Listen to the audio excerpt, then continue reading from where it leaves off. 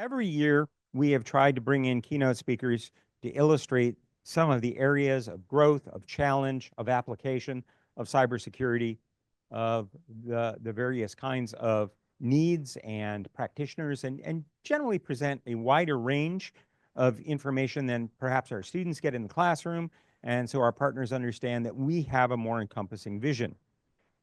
Usually that's involves somebody from government and one or two people from industry each year.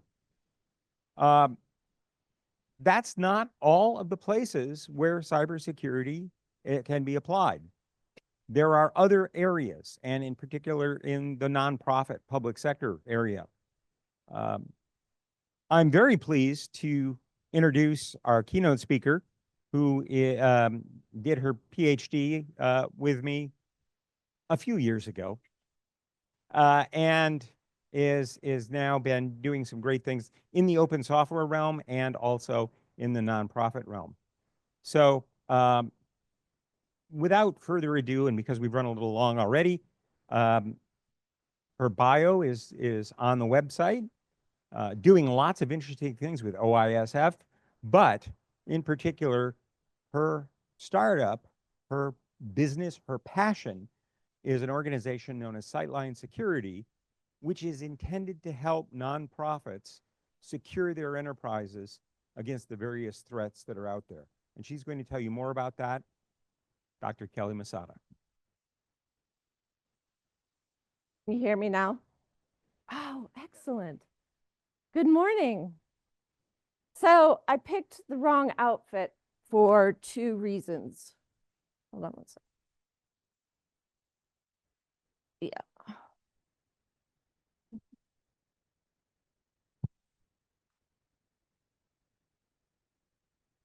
Okay, we're gonna fix the slide. So I'll tell you my outfit situation. First of all, I didn't plan on a lapel mic. Problem number 1. And all the women in the room, you may understand, like if you're not wearing the proper gear, you have no place to clip it. Number 2, I did not plan for big wind. So as I'm walking across the street from the garage into the Purdue Union, it was a Marilyn Monroe moment. So I'm going to wear my jacket. So I have a place for my mic and I can actually be as animated as I normally am. This is the Kelley without espresso. So imagine what it's like to interact with me at 9 o'clock in the morning with 4 shots of espresso, which is my typical. Okay. I am so happy to be here. Can I help? Yep. You were just there. Excellent. And I'm using Canva for the first time to present. We'll see how this all goes. How's everybody doing this morning?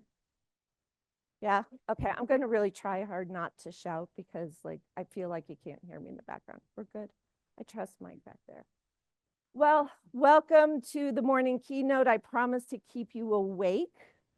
I'll leave some room for questions at the end, but if you have something burning that you just want to ask me, throw up a hand, stand up, shout, say, Kelley, I have something I want to ask.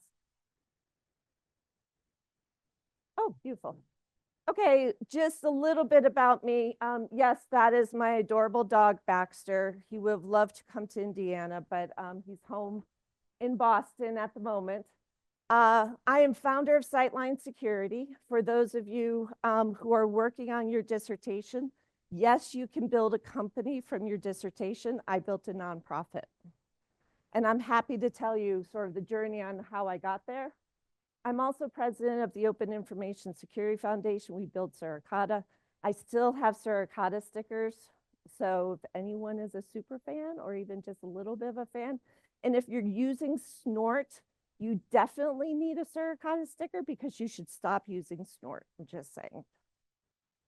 I'm also a Boilermaker. So as Spaff said, I graduated with my PhD. I have an MBA in marketing, a PhD in cybersecurity. I started my PhD when I was 44 and I graduated in 2016. You can do the math. That is to say that if you want to switch careers or someone in your orbit wants to switch careers and come into security, it's actually possible. Little painful. I still have nightmares about SPAF. I saw Dr. Wagstaff in the audience yesterday, and I started to just twitch a little bit thinking about the cryptography class, but it's been a journey. And I'm so excited to be here at CERIAS. The last time I presented at CERIAS or on campus was my defense. So I'm like super excited to be here.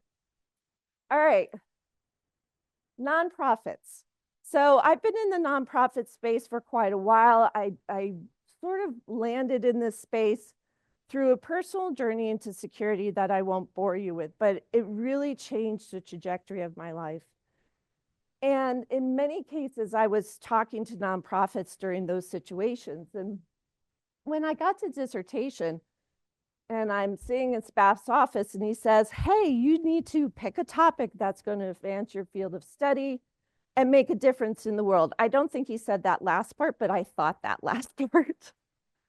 So I show up at my proposal and I'm like, hey, I'm going to do a gap analysis on the entire nonprofit sector.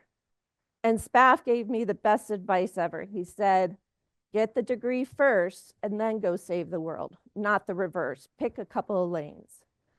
But even in that time when I was looking at proposing my research, I stepped into understanding a little bit more of the nonprofit sector. And I want to really give you some of this background before we get into the AI component.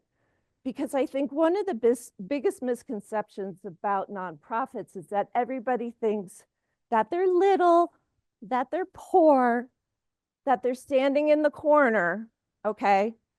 And that they're just what you see around your communities. There are over 2 million 501c organizations in the United States alone.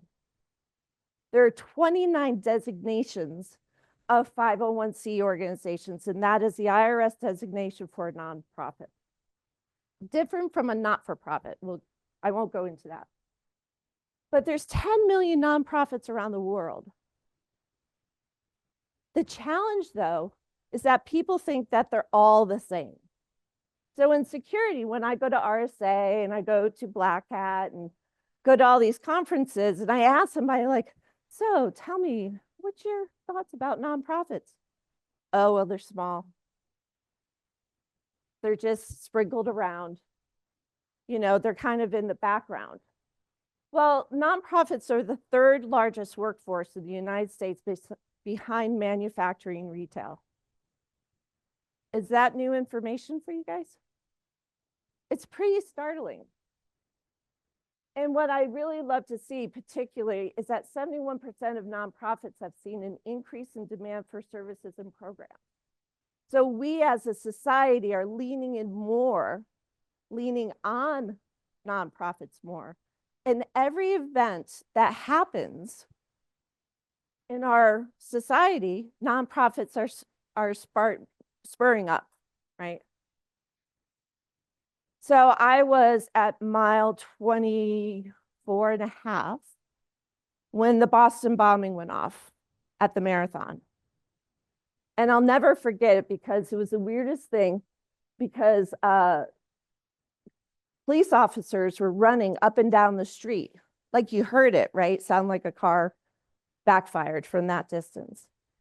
And police officers were going up and down the street, and it was crazy because the runners were still running and the crowd dispersed, but the runners were still running. And it was really, really like this incredible time in the city of Boston. But one of the things I noticed was all the nonprofits that started to stand up in honor of victims, in honor of the support of the communities, in honor of the city of Boston, a way to fundraise. So nonprofits are, you know, coming out of the woodwork all the time. And they have money. For those of you who can't see, Feeding America has a total revenue of $4.2 billion. That's B. Nonprofits are a huge part of our economy. So yes, they are serving a mission. Yes, they are helping our society. Yes, they're doing good in the world. but they also are viable, thriving, money-making businesses because that money goes to mission. Nonprofit is an IRS designation. It is not an indication that they should be poor. Did anybody know that the NFL was a nonprofit organization up to 2016? The National Football League had a 50c3 designation for 50 years. 50 years they got tax breaks. Crazy, right? So there's money. Are there lots of nonprofits struggling? Absolutely, but there is money. So I want to frame your minds around sort of that big space of what nonprofits are, because when we're talking about security and we're talking about advancing technologies, we try to get to know the sector that we're trying to help, right? And people are trying to look at these nonprofits in new ways. But one of the things that sort of plagues me when I'm working at Sightline and working with these organizations is what would happen if they weren't available? We had the LA fires, right? Just a few months ago. Every single post on social media, every news coverage, everything you saw, what did you see in the background? You saw a nonprofit giving water, giving blankets, giving food, giving a hug, right? Fighting the fires. So as security professionals, what bothers me is that I think about all the time, not just the big events, but even the little events. If one of my children were struggling with mental health and on the verge of suicide, I would want those hotlines to be available. So there's a responsibility that I think we as a security profession need to step into to say, we actually need to look at these organizations differently. So there's some myths and truths that I've discovered over my time. And trust me, I know that I'm like giving you a lot of information, and I'm going to give you some homework at the end, by the way. So get ready. But one of the things I really want you to take away from this talk is a better understanding of these organizations, because it will help frame your thinking when you're doing your research, when you're building new security tools, when you're solving problems around attacks, right? So the myths and truths about the nonprofit security landscape. Yes, they are resource limitations. Absolutely. I run 2 nonprofits. CERIAS is an open source software that is in networks all over the world. Google, Facebook, Microsoft, Amazon, French National Security Agency, all over the world. My team is 11 people in 9 countries because I run a lean, mean nonprofit. But my resources are limited. Nonprofits often get very fragmented guidance and support.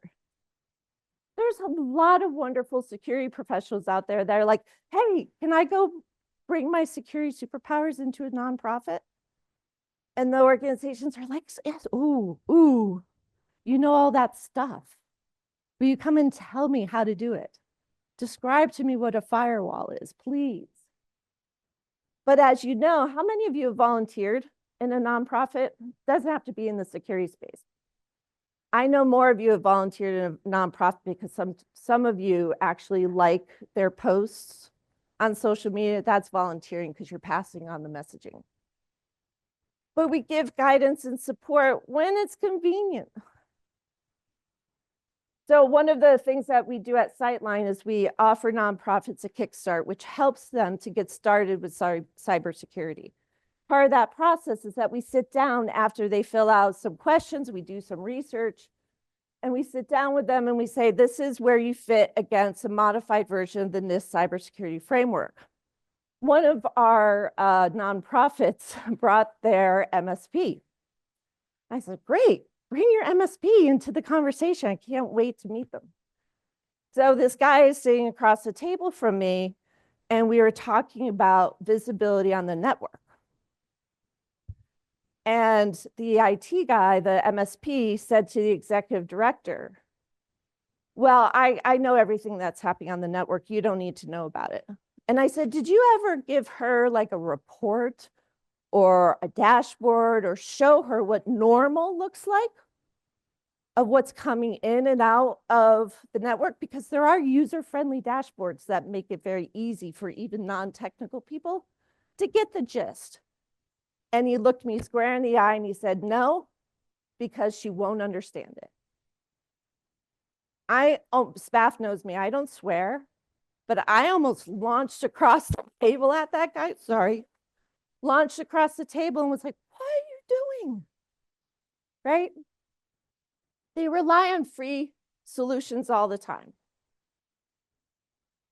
Everybody thinks that nonprofits just need handouts. They don't need handouts. They need proper solutions. But the thing is that when you have limited resources and you can get a free version of Canva or ChatGPT, God forbid, or like a paid premium version, you're going to go with the free version, right? Because for a nonprofit, to add more technology, to spend more money, you have to go to your board of directors to ask. And not all nonprofits have wonderful boards of directors like I do, where it's easy to go ask for money. Sometimes it's really a laborious effort. So reliance on those free solutions is huge, which sparks, hello, third-party risk for these organizations. They have lots of operational exposures from networks, from social media, from just using all these third-party tools. They have a lot of mission-driven pressures. I'll never forget it. So again, trying to figure out how the fudge am I going to get through dissertation. I called in a friend of mine from a local domestic violence shelter in my neighborhood in Boston. And I sat her down and I said, hey, Risa, I have this great idea, I'm going to do this gap analysis. I want to know if you understand cybersecurity in your business. And what do you think? Do you think other nonprofits would want to do it? Because, Spaff and the rest of my committee said, you got to have a nice pool of nonprofits to research. And she just kind of sat back, took a long pause and a sip of her wine and said to me, Kelley, I get 3,000 hits on our website from somewhere overseas. I can't even think about that because someone needs a bed tonight. That's when it hit me. That the mission is what's driving everything for them. They're overwhelmed by frameworks and verbiage. One of the reasons I started Sightline Security, besides the fact that after my defense of my dissertation, I went out to lunch with my friend Becky Bass and her husband Paul, who came to support me for my defense. Actually, Becky came and said she needed to keep an eye on Spaff, so he'd be nice during my defense. That aside, we went to lunch, we were talking about, and she said, you can't let this idea, this research, this way of thinking sit on the shelf. Build an organization. And then I was like, oh, okay, well, this is really interesting. So I started talking to a couple of nonprofits, and one of the nonprofits that had an IT guy, right, had an IT department, actually. There were 2 or 3 people in that department. You know what he said to me? He said, I'm in the technology space, but I go to all these conferences, I go to B-sides, I do all this stuff. Nobody understands how our business operates. Everybody looks at me like I'm the poor guy in the corner, and they don't understand sort of the nuances involved with our business. So I stepped back, I said, okay, well, let's do things differently. When I was building my my survey for my research, I had a pilot group, 10 nonprofits professionals, 10 cybersecurity professionals. I said, can you guys read through these questions? Give me some feedback. Question number 1, right out of the NIST cybersecurity framework. Do you have an inventory of your hardware and software? Right? Simple. The nonprofits raised their hand and they said, excuse me, Kelley, what do you mean by inventory? The security professionals were like, what the fudge is going on? You have a list, right? But what dawned on me was the second you walk in and you say, hi, I'm Kelley Misata, I'm in cybersecurity. Someone's going to put up that barrier, say, oh, nope, too complicated. I don't understand the language. Nonprofits don't understand the word asset. They don't understand vulnerability. If you talk about vulnerability to a human trafficking organization, they're not going to think about their network. They're going to think about people in the field. So it's about understanding that verbiage that's really important. And yes, they have money. This is one of the things that drives me crazy. So I go to RSA and I walk around the exhibit floor because I'm looking for partners who consider nonprofits a viable business channel. Are they going to spend Google price tags for things? Absolutely not. Do they want everything for free? No. Because even they know that if you're giving it to me for free, I'm not getting the best or possibly not getting the best, right? But where the money is where they have to make the business case for their mission of why to spend the money, which brings me to the fact that cybersecurity and protecting the data and protecting the mission can't be about the scary stories. It's got to be about, oh, you can get more donors. You can get more volunteers. You can be more efficient. Those are arguments they can bring back to their board. So this summary of this space of nonprofits, they're growing. They're not declining. The number of nonprofits are not declining. Attacks are on the rise, a lot because they're using third-party resources. We had a nonprofit in our community that provides school lunches. They got hit with ransomware. They were down for 2 weeks. 2 weeks. No lunches for kids. Think about the kids. Think about the parents. That's a huge hit for them. And they're adopting AI. All right, so let's get into this sexy new space of AI because everybody's excited about. My mother is turning 82. She's using flipping ChatGPT as a browser. So when we talk about AI and the ease of entry, holy cow, how exciting. In the nonprofit space, it's like a shield and a sword. It has a dual purpose. So because we're all in security, we're going to start with the bad stuff first, right? So I'm talking to a lot of members in the Sightline family and a lot of nonprofits in other places around what's at risk for these organizations and always keeping that lens of nonprofits on mind. So of course, there's data privacy and exposure, right? You feed in private information about a case of a domestic violence victim into an AI, that's probably not a good idea. We have a lot of nonprofits that are using volunteers for various parts of their mission, like building an annual report. And if they're going to go out and get some statistics, there might be some accuracy concerns, right? This is not new. The cost barrier, obvious, right? Over-reliance without expertise. They don't know how it works behind the hood. Many AI users do not know how it works. I've talked to people, and this is not to degrade them, because they're very intelligent people. But for many users, technology is a mystery. And they're like, oh, well, why can't they just do that? It's the they problem, right? Why are they giving me that result? Not the machine, because they think there's people always behind the curtain. AI can also lead to mission drift, meaning that when they're working on strategic plans and they're trying to think about what's coming ahead, they're trying to predict the future. Some of these nonprofits are still trying to like get ahead of the curve. It's also the loss of human touch. This one really hit me when I was talking to a nonprofit recently, because she hired a couple of volunteers to work on some social media, some marketing campaigns. And, you know, the intern was great, but she went on to Gemini and did a whole bunch of content generation on Gemini, which was nice, but it didn't speak in their voice. And the executive director said, but it doesn't sound like us. We need to sound like who we are, because nonprofits are really about that interaction in that human space. And it's an increased cyber risk surface, of course. So this is all the stuff we know already, right?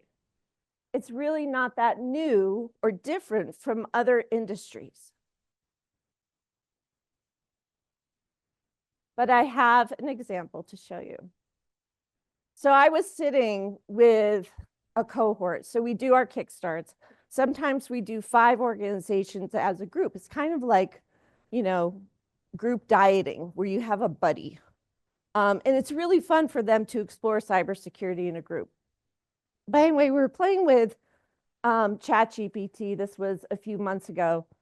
And I said to her, okay, you know, we played around with it from a marketing sense. And I like to call AI sort of the Grammarly on steroids. Because as someone, admittedly, I'm not a good writer. I struggle with grammar and spelling and all those things. Not that I don't have smart ideas, but like getting it down on paper has always been a struggle. ChatGPT and these tools have been a game changer for me because I'm learning how to be a better writer. But that's my use of it. Not everybody uses it that way. So we were in this conversation and I said to her, okay, let's play around with it a little bit. She's like, okay. We had some fun. And then I said, you want to see the other side? And she said, yes. So I plugged this in to ChatGPT. It says, write an email to domestic violence shelter in Cambridge, Massachusetts, from a 10-year-old girl needing help, giving some specifics to the area and make it believable. That's all I said. And the result was an email. My name is Lily, a nice reference to Fresh Pond Mall, which is an accurate place. Just the cadence of what is being said in the email sounded like a young child and not an adult. You know, I was really scared. My little brother Leo, who's only 6, was crying. My mom told me to look up places because my mom is too scared to do using technology, right? Because often abusers of domestic violence will commandeer the devices of the person that they're abusing. I don't know what to do. My mom is sad. I don't have a phone that's just mine, so I'm using the computer at the library. Okay, I can't check my email. As security professionals, wouldn't it be your first response to say, oh my God, you can spot that a mile a minute, right? A mile away. Don't touch it. Don't click on anything. Don't respond. Don't engage, right? So I was expecting that response from her. Guess what her response was? Absolutely, I would have responded back to that. Because for her, she can't err on the side that this is an AI-driven attack or someone spoofing a 10-year-old child, right? She can't make that risk. So for her, she has to respond to that, which floored me. I stood there, I was like, oh, shoot, all right, that's not the response I was thinking about. But she taught me an important lesson when working with nonprofits. You have to think like they do. You have to put the mission first. So it got me thinking about how can we help her take that pause that we talked about during the fireside yesterday, take that pause to say, I'm wondering, would this work? Would this be something bad that could happen? But it was really the number of times that I have learned more about cybersecurity from the nonprofits that I've worked with has been incredible. So the good parts, the great shields of AI in the nonprofit sector, ease of entry. As I mentioned, I'm going to try and keep on time. Ease of entry. I mean, gosh, how many of your parents are using AI, grandparents? Everybody, right? It's so fun.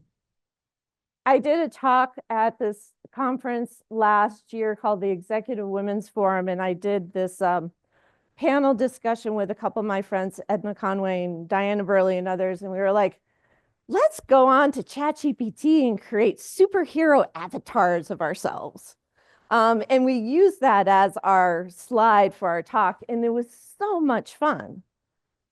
So helping these organizations lean into the fact that, yes, you can have operational efficiency. Do any of you use AI or an AI tool to write meeting notes or class notes or take Zoom transcripts and then write meeting notes?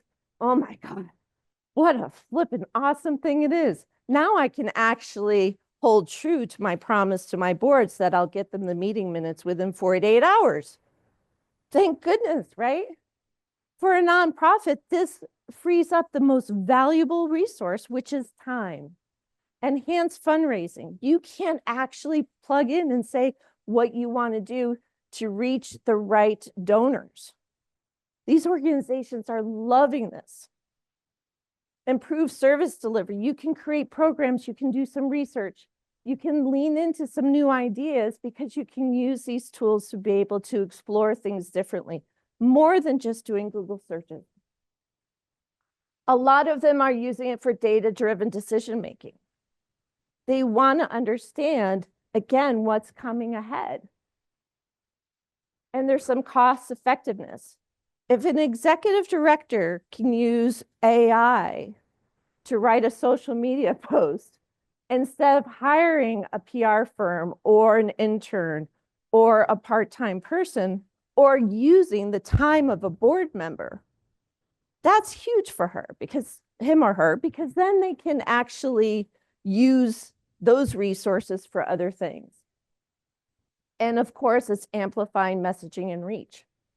So from the nonprofit standpoint, AI is very, very cool.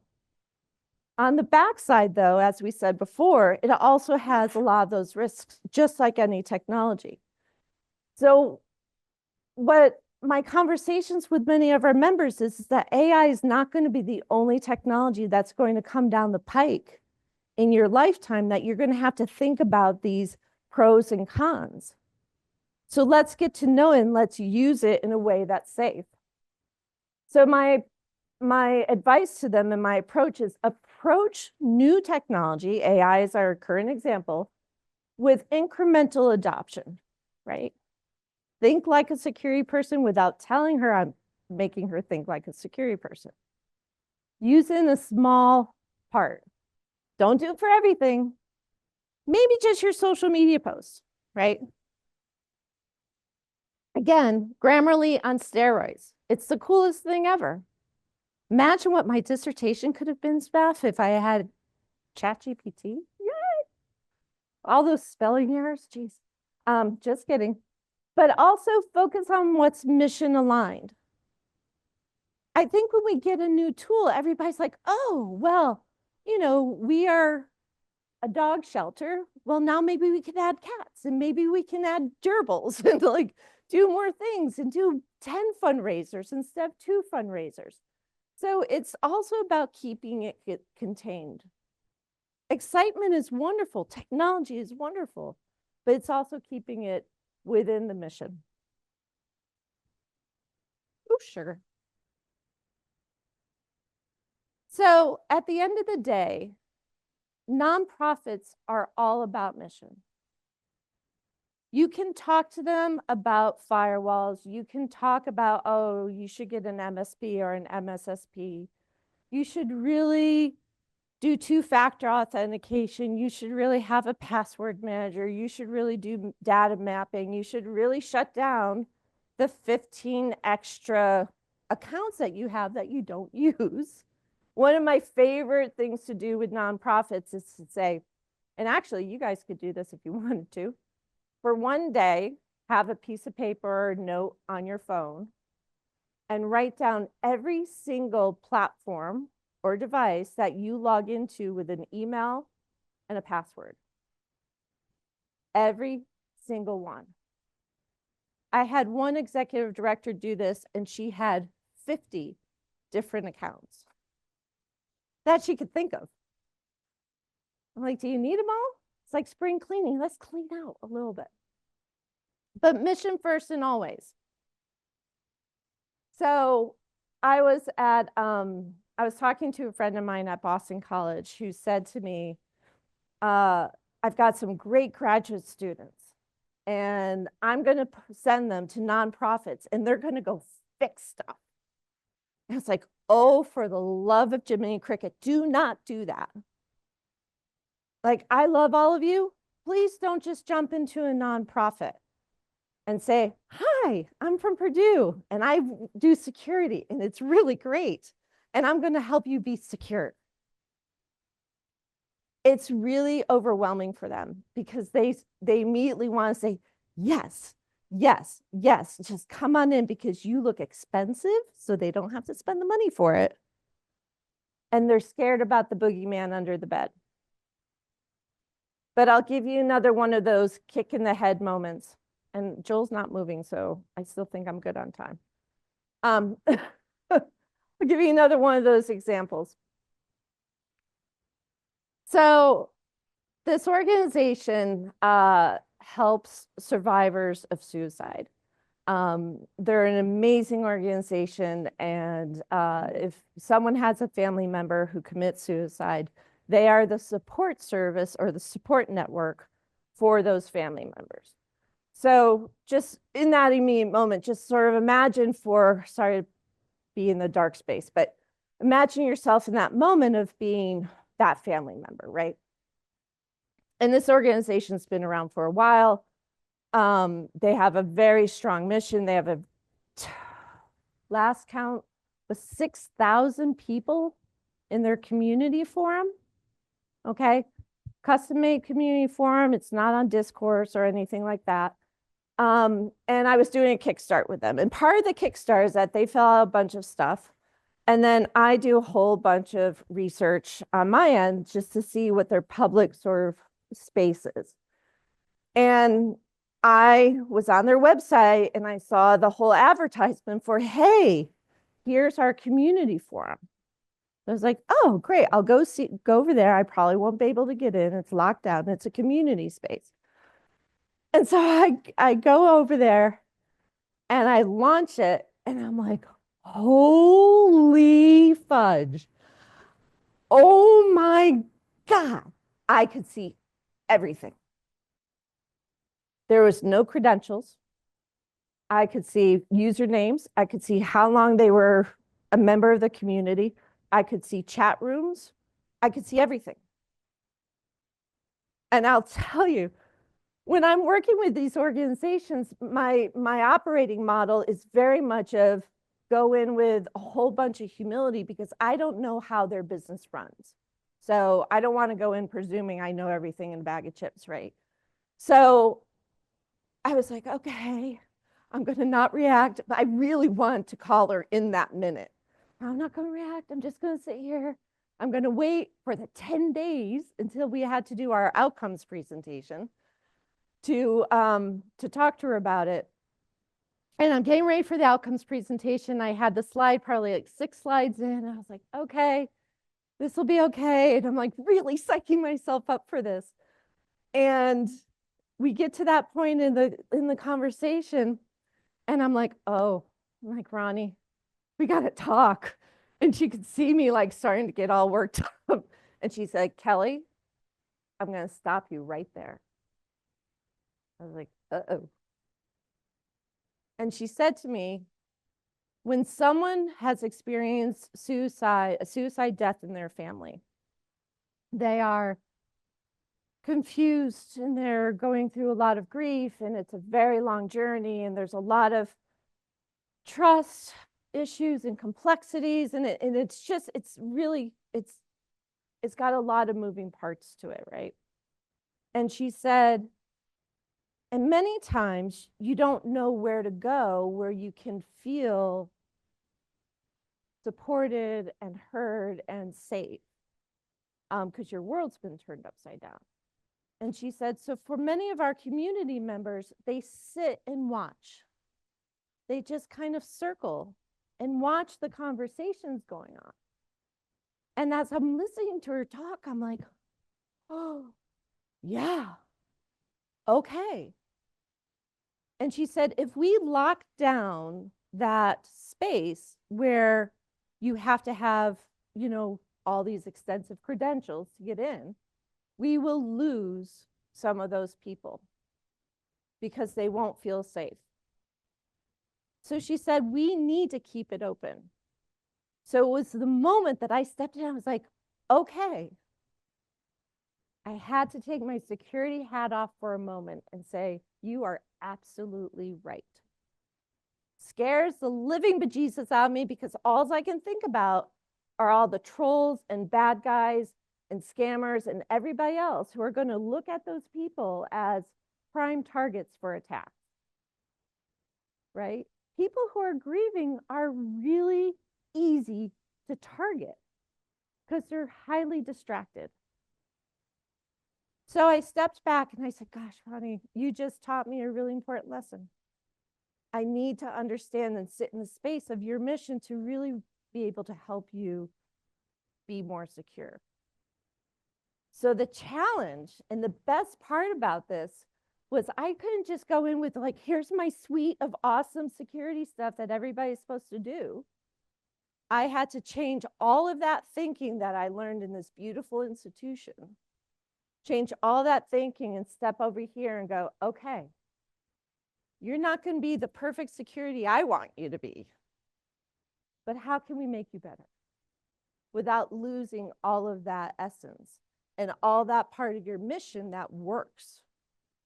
Because if we lock it down and you lose those community members, that impacts mission. So it was my challenge to step in and figure out a new way to help them be secure.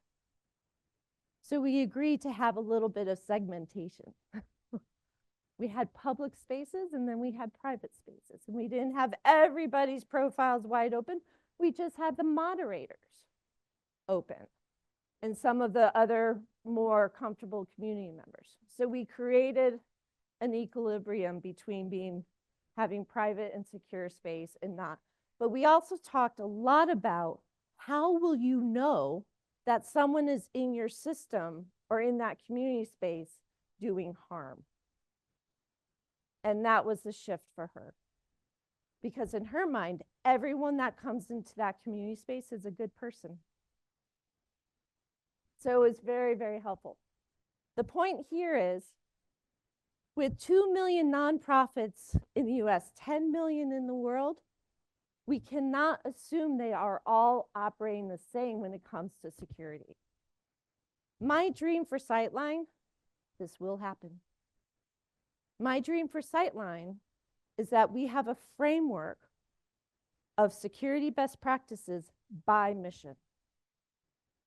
Not for nonprofits as a whole, because we don't even have that yet. I love the NIST cybersecurity framework, but I've re-engineered it in nonprofit language so that they can use it. But what I want to see is a framework for domestic violence, a framework for family services, a framework for food banks, a framework for hotlines, a framework for human trafficking. Because by the way, some of these organizations are in the crosshairs of organized crime. Some of them are not. My pet shelter is not in the crosshairs of nation states, but they're afraid of them. So imagine if we had security best practices by mission. Wouldn't that be super awesome? All right. How many of you ever donated to a nonprofit? How many of you have ever liked a post? Right? Volunteered some time. We're all in this together, guys. All in it together. And I love when people say, well, I volunteered for Habitat Humanity because I didn't have to think about security stuff. I could just hang on nails, which is great, right? But I will tell you that this work that we do is in our blood. We can't help ourselves. But when we see an organization without HTTPS, and by the way, they still exist, to not say something. It's in our DNA. So we have to step into volunteering and supporting these organizations with a new mindset. So here is your homework. And I will give you my contact information after this talk. If you want a little refresher of this, I'm happy to do it. But next time you go to volunteer or get asked to sit on the board of a nonprofit or want to give something back to your communities, I'd like you to keep this in mind, as well as doing your security stuff. Champion nonprofit inclusion in cybersecurity policies and funding. We need to have the security solution providers in big organizations. By the way, many, many large organizations have C-suite members sitting on boards of nonprofits. They give free stuff to nonprofits all the time, but they don't understand how they operate.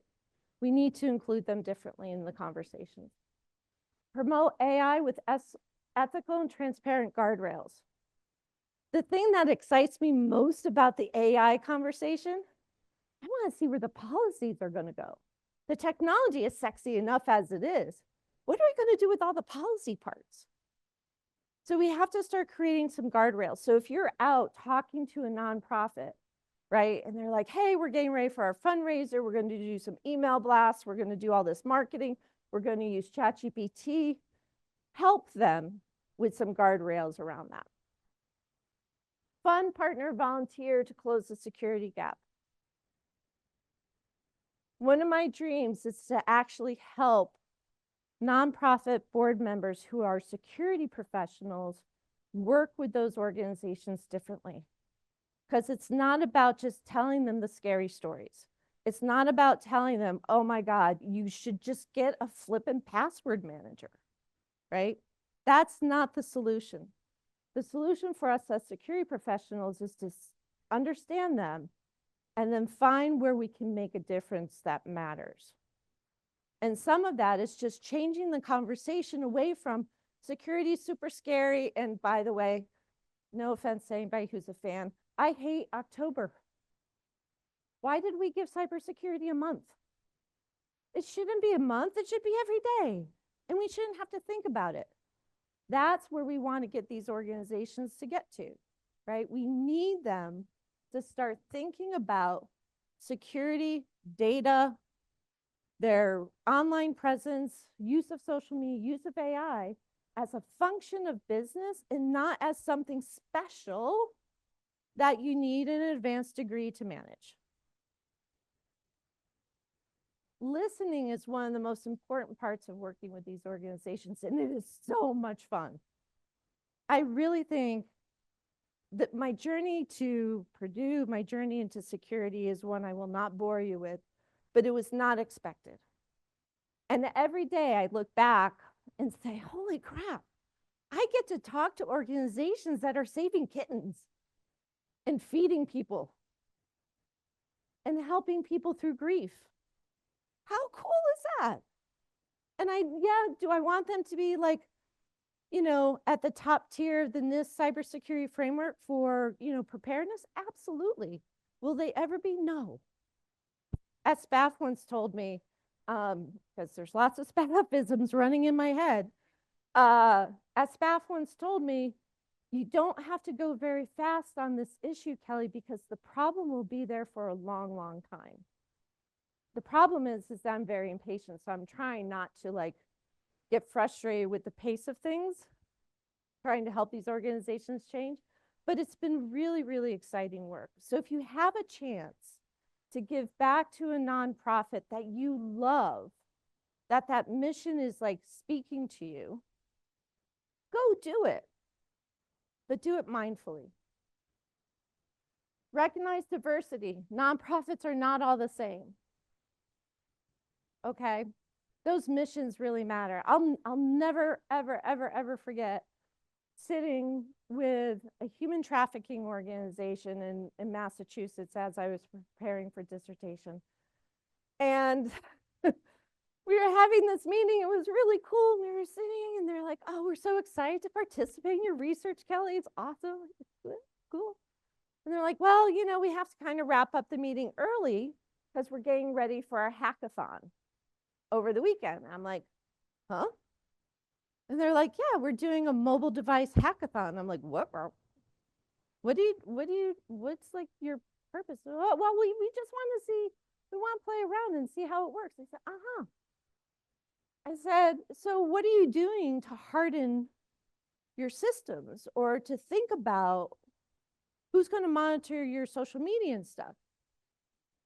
And all of a sudden, have you guys ever seen people go with the big eyes? They're like, bro, what did I just do wrong? And the thing I said to them was, the bad guys read social media. And they know what you're doing. And they know you'll be distracted for an entire day doing something that you're hoping that will get to them. They might want to disrupt you. It was the moment that they stepped out and said, bro, okay, we should think about things a little bit differently. But their mission is very different than a food bank. So why would I give them the same set of criteria in a framework? All right. Are you all awake? Do you all need to stand up? Do you all love nonprofits now? Do you all promise me that you will not think of them as poor and all the same? Promise? Say it out loud. I'm going to be like Leslie yesterday. Say it out loud. Promise? Thank you. All right. With that, my last little parting note, and this is, so I am sappy and emotional, and my team knows I cry all the time, but we don't just work in security, folks. We live in the ripple effect of our successes and our failures in this space, and I take that very seriously.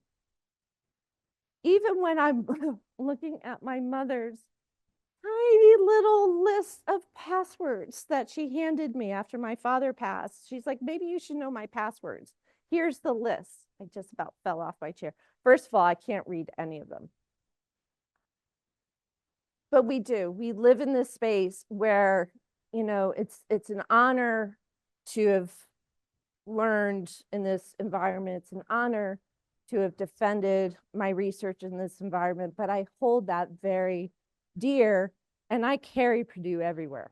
You all come with me to nonprofits, to RSA, and my open source work. So thank you very much.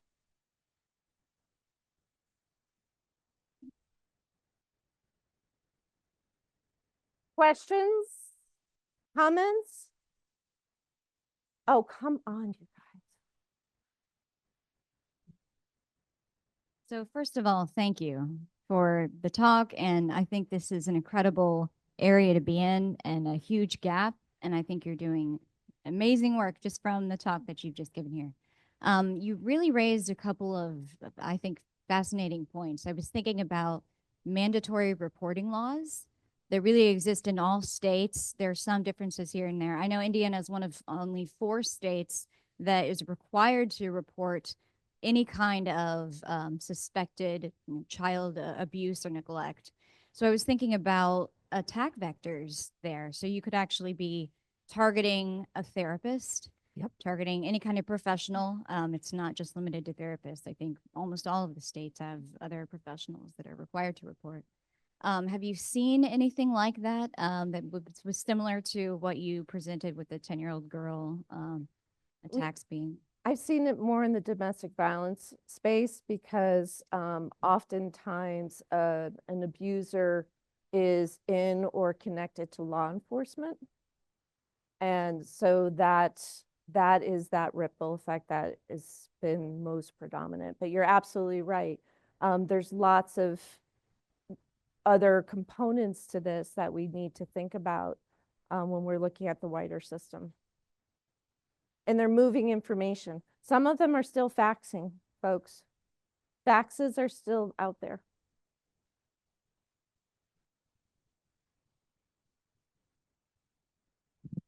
I'll add an editorial comment here for the students in particular. When you think about security and you're trying to think about protecting, in the nonprofit space, we have the most vulnerable individuals. We have children. We have people with mental and emotional difficulties. We have people who have lost their possessions, their home, their loved ones, their pets. I mean, they're very vulnerable. On the other side, the people working against those individuals are some of the most evil.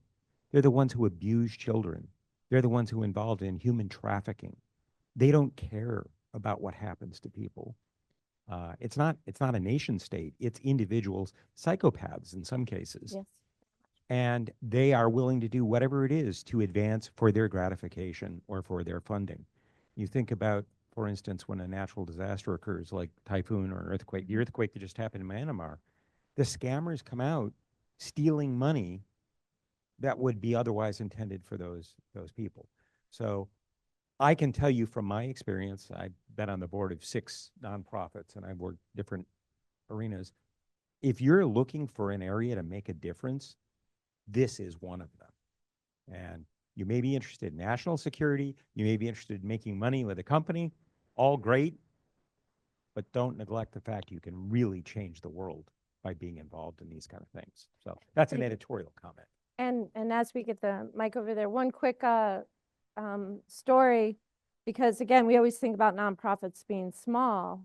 The American Red Cross had a major security breach in one of their international locations a couple of years ago. I think I'm losing sense of time. And it was people that were displaced by a national disaster. The attacker got the database of all those users, and it was some ridiculous number, like 500,000 user names, addresses, phone numbers were all taken. These are people who now are homeless. Think of the value of that data for those attackers, because you have the data of people who don't have access to their phones, their homes, their emails, possibly. So they're not going to get alerted if something happens. They have a wide breadth of time before someone ever notices that they're using those credentials or those names. What an amazing treasure trove for an attacker. And that's the American Red Cross. They're in those billions numbers, by the way. So, but they're a nonprofit. So when you were talking about working with nonprofits, I heard a lot of parallels. I taught a class for a while on appropriate technology for humanitarian engineering. And there's a lot of parallels there where in a humanitarian context, a Western engineer wants to help somebody in a developing community. They don't understand the culture and the context and the values, and there's a really strong tendency to go to them and say, well, I see a problem, I'm going to solve the problem, I'm going to declare success, and I'm going to bug out. And they leave behind a lot of trouble because the people that they tried to help didn't necessarily value that. They didn't really have a maintenance plan for that. They consider it somebody else's problem, right? That somebody brought them thinking, well, why aren't they going to come back and fix it, right? And they don't integrate into the culture of the community. And it's funny, when you think of a nonprofit, well, it's a different culture than the corporate culture, right? Mm-hmm. And the template that you have to work in your corporate environment isn't the same template that you need, right? And you talked about the same things that we talked about in this class. We spent probably half the class talking about how do you engage with the community? How do you find out what they want and what they need and what they care about and what they will continue to do after you're gone, right? So that Exactly. Because if you don't do that, then you just leave behind an artifact that's going to fail in 3 years because no one else learned how to cared enough to spend the money and learn how to maintain it and keep it running. Exactly. And so both parties' time is wasted, right? Not only their time, your time, and then they're more in a pickle than they were before you got there in some cases. So one of the reasons why the way we do our Kickstarts, and I go out there to the security and the nonprofit space to say, I don't help nonprofits improve security. I help nonprofits understand where they are against security best practices. And then they go out, or I point them to partners to help them improve. But our job, my job and my mission for Sightline is not to give them the solutions. And every single time I talk to a nonprofit, they're like, just tell us what to do, Kelley. Tell us what password manager to use. I'm like, that's not what we're here for. You're not going to do what I want you to do. You're going to do what you can do, what is mission critical for you to do, and what's possible from terms of your board and your community. Let's talk about that, but let's talk about it based on data and not on what you're reading in the news or what some board member says, oh my God, we're going to get ransomware. We've got to deal with that. Like, how do you know? Like, what about your social media? You're far more vulnerable with what you're posting on social media. Let's start there. So that's where this journey is super exciting, because some of the insights I'm gathering from these kickstarts is that they're not all that terrible. I love our friend Wendy Nather. I adore her. I actually contributed to the Below the Poverty Line paper she did. It bugs the bejesus out of me now. And let me just quickly tell you why. First of all, who gets to define the line? What is that line? Can I have some data that tells me if I'm above or below it? That's the first thing. The line is just mysterious, okay? The second thing is that if you tell me I'm in poverty state and I'm below everybody else and I'm less than everybody else in a context of something that is very complex and scary and out of my league, what am I going to do? I'm going to sit down here in the space that I know that I can be and just accept down below the poverty line. So Wendy and I have had this conversation because I'm like, can we reframe this a little bit? I understand the meaning of it, and I understand why we need to have that conversation in the security space, and it has generated a lot of really useful conversations. Now I want to reframe it because we don't have a line. So we don't know what we're measuring against, and we're telling these organizations that they're less than, and they're not. They're actually doing a lot of things really well. We just don't see it, and they don't see it, which is part of the work that we do, helping them see it.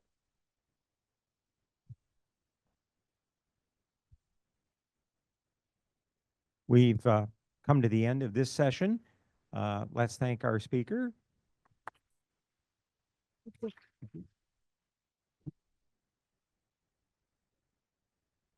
Kelley will be around for a little while, so at the breaks, if you're interested in finding out more, you can connect with her. Yeah, And- apparently I'm not driving to the airport because of these storms, so I'm going to stick around.